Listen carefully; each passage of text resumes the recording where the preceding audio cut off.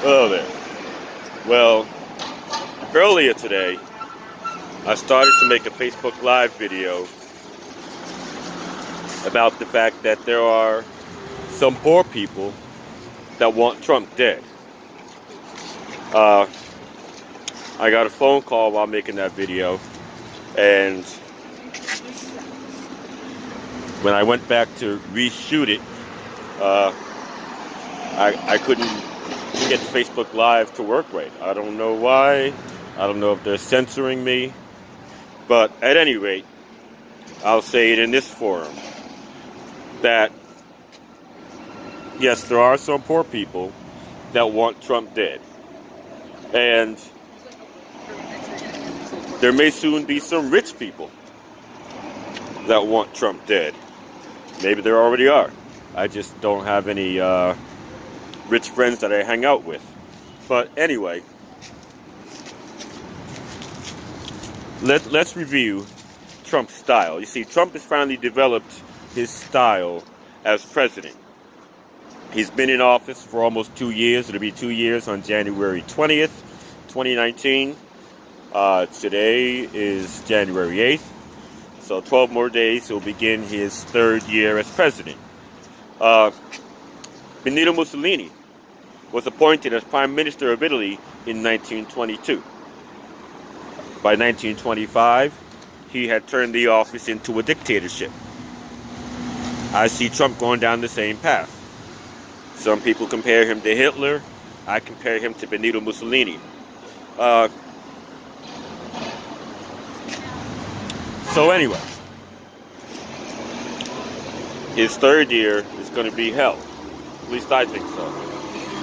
And let's look at where things stand right now on January 8th, 2019.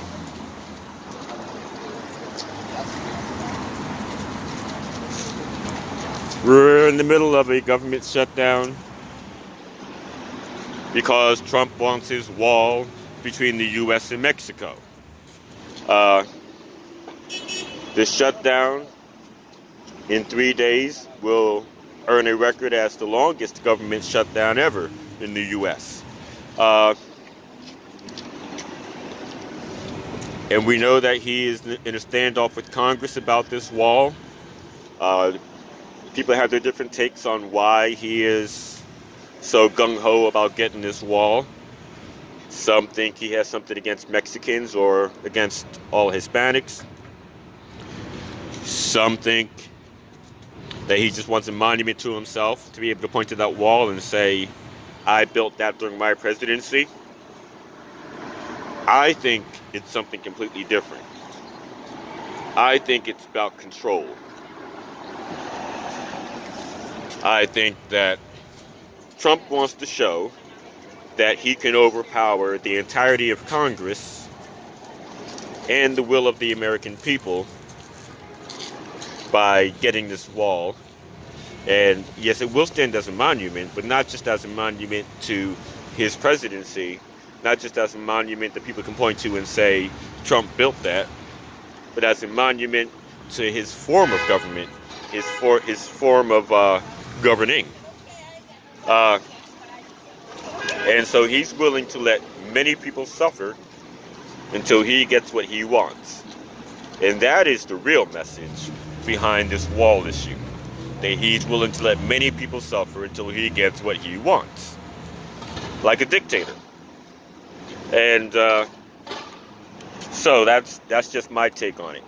But during this government shutdown, we have 800,000 federal workers who are either not working or working without being paid. The ones who are working without being paid include the Secret Service. You know, we used to say, you only get what you pay for.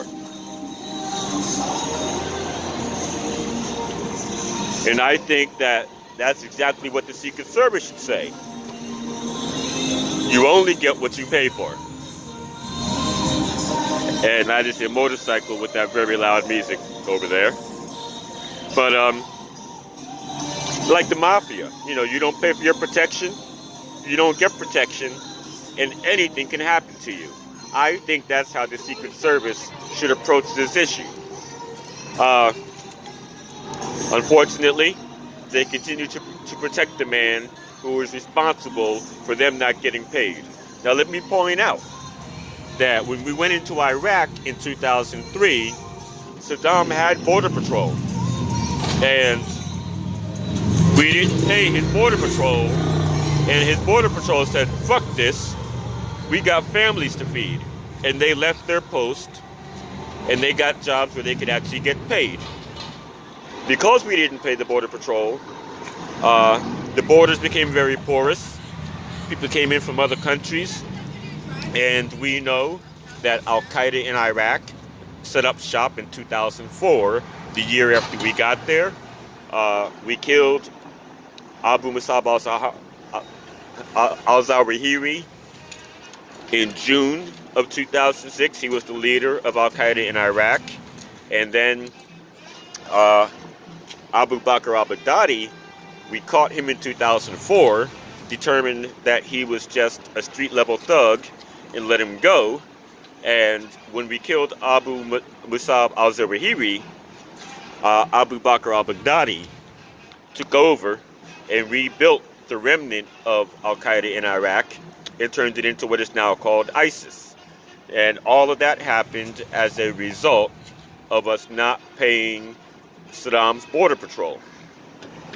So I'm imagining what could happen if we continue not to pay the Secret Service and they stop creating a protective border around Donald Trump.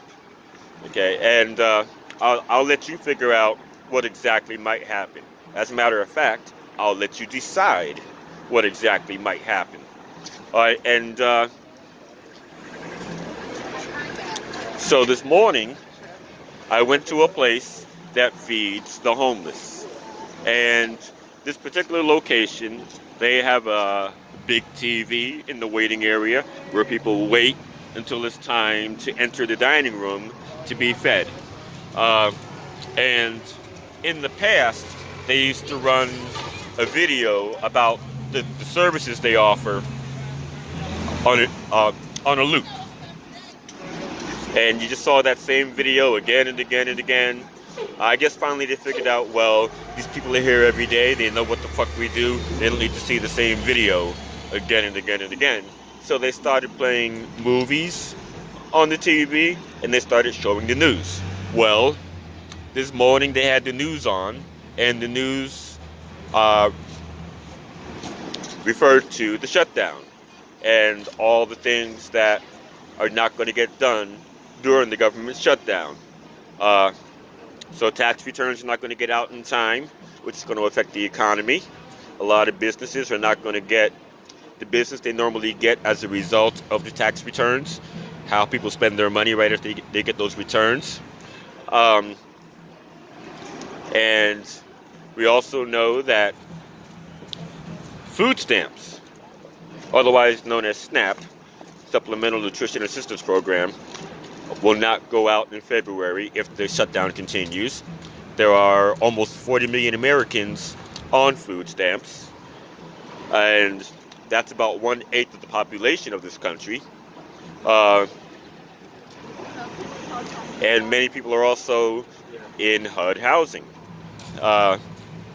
And as the news indicated this morning, HUD is in crisis. As a matter of fact, HUD has sent out letters to various landlords, begging the landlords not to put people out if they don't get their payments in February. And so poor people are being terribly affected by the shutdown. Many of the poor actually work and are expecting tax returns themselves. So we're being hit in as many as 3 different ways: through the loss of food stamps, through the loss of HUD housing, through the delayed tax return. And I was told recently that some stores have already stopped accepting food stamps. Stores that normally accept them have said, we're not going to accept them right now because with the government shutdown, we're not sure that we're going to get our money in a timely manner. So some people already are having difficulty spending their food stamps. So Trump's going to go on TV tonight to talk about the crisis at the border, but Trump is the real crisis, and he's manufacturing crises all over, and it's not just going to affect the poor. It will affect the poor initially, starting now and building up toward February. But it's even been predicted that during Trump, we're going to have a stock market crash worse than the Great Depression. Now, during the Great Depression, you had rich people who lost everything all at once and who jumped out of fifth floor and 10th floor windows and landed on their heads. They jumped to their deaths because they lost everything. Well, poor people tend not to go berserk when they lose everything. They didn't have much to begin with, but when they lose what little bit they had, they don't tend to go berserk the way that well-to-do people and rich people do. You don't hear about poor people shooting and killing their entire family and possibly themselves because they lost everything. But you hear that kind of news when it comes to well-to-do and wealthy people. So, the way things stand right now, the poor are more likely to rise up and to have these flash mobs at different stores where 50 of them go in, one of them gives a signal, and all 50 of them clear the shelves and run out, and you might catch 2 or 3 of them, but the rest of them get away. I see that kind of thing coming. I can see the poor people rising up and actually inundating the White House. I see rich people jumping to their deaths or shooting the whole family. But I would say this: rich people, don't do that. Join the poor and surround the White House. Make a wall, a human wall, around the White House. Here's another idea. The 40 million people on food stamps. Why don't 99% of you each give $4 to the 1%, that are most articulate and able to voice your concerns, and fund them coming to D.C. on 4/1, April Fool's Day, to inundate the fool-in-chief with their demands. And their first demand should be that while there aren't enough living wage / housing wage jobs, that the government not interrupt their sustenance, be it their HUD housing or their food stamps or any type of sustenance that they get from the government. Let's not pull the rug out from under people. Let's make sure people have access to living wage jobs that they're able to get. And then once they've been on those jobs for at least 90 days, then you can take away the government sustenance. But if we're going to go crazy, let's go crazy in the right way. Let's surround the White House. Let's make a human wall around the White House. So if 99% of the 40 million people on food stamps finance the 1% to come to D.C., then maybe, we'll get 400,000 of you here in D.C. at one time. And if there's not a centralized organization that's organizing that event, if you just show up, 400,000 of you simultaneously show up on April Fool's Day, then D.C. police won't know what to do about it, because there won't be any centralized organization that they can work through to communicate with all the people and to direct them all. And believe me, they would not know what to do about that. It would create a crisis, a better crisis than what Donald Trump is creating. I may even have to modify the idea a little bit and say that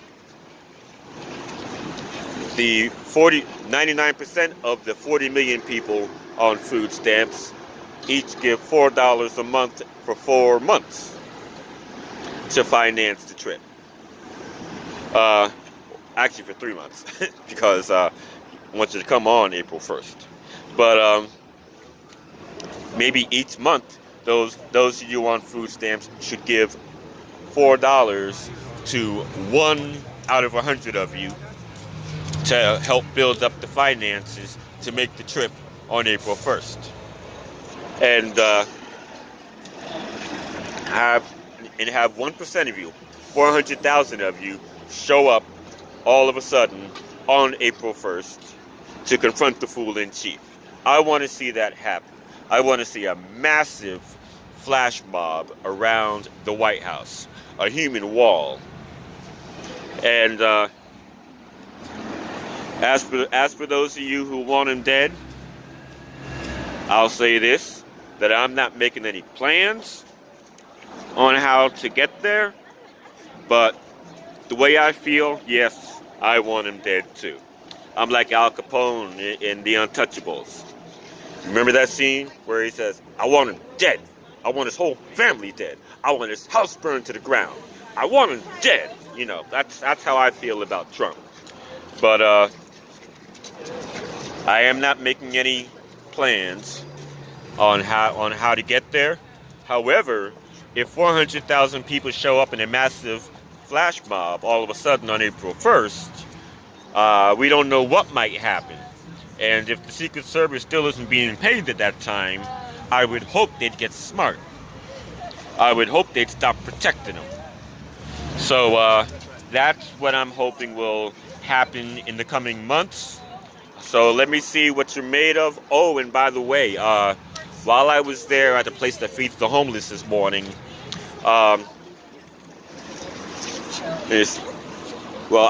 did talk about how if 40 million Americans go hungry because of what the one idiot in the White House is doing, and he still remains vertical and nothing is done to him, I just don't know what to say about those 40 million hungry Americans.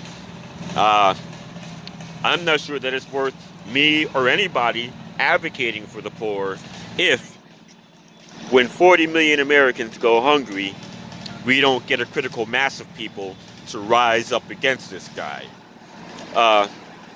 And when I mentioned that, there was one guy in the room who said, if you rent me a car, I'll take an AK-47 and I'll go down and shoot the motherfucker. And I turned to him and I said, now I have enough money to rent a car. Okay, I am a working homeless person. As it turns out, my total pay equals the average rent in DC. So I can't exactly pay DC rent. But that said, this guy said he would take an AK-47 and go down and shoot that motherfucker in the White House. And I offered to rent the car if he was serious. I don't think he was serious. I think he was kind of half serious. He was just kind of saying how he felt. But he doesn't really plan to go out and do anything.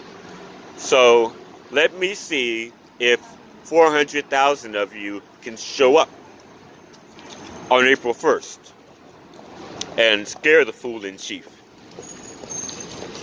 And even if the government shutdown ends before then, and even if your food stamps get restarted before then, and even if your HUD housing is retained, I still think that because he brought us so close to the cliff, we should scare that motherfucker. So I hope to see at least 400,000 of you on April 1st, the day named after him. April Fool's Day. All right.